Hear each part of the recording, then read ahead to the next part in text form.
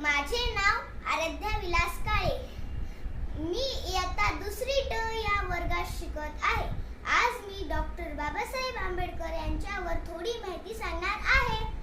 आपण शांत चित्ताने ऐकावी अशी मी नम्र विनंती करते. डॉक्टर बाबासाहेब आंबेडकर हे महान समाजसुधारक होते. त्यांचा जन्म 14 एप्रिल 1891 रोजी झाला. त्यांचे पूर्ण नाव भीमराव रामजी आंबेडकर असे होते. शालेय जीवनात ते दररोज 18 तास अभ्यास करत. डॉक्टर बाबासाहेब आंबेडकर हे भारतीय संविधानाचे शिल्पकार आहेत. त्यांनी दीनदलितांना न्याय मिळवून दिला. त्यांनी शिका, संघटित व्हा व संघर्ष करा हा संदेश दिला. ते स्वतंत्र भारताचे पहिले कायदा मंत्री आहेत.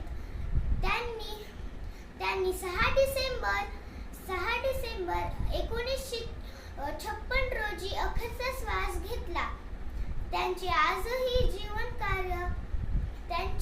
जीवन कार्य आजही सर्वांना प्रेरणा देते. धन्यवाद.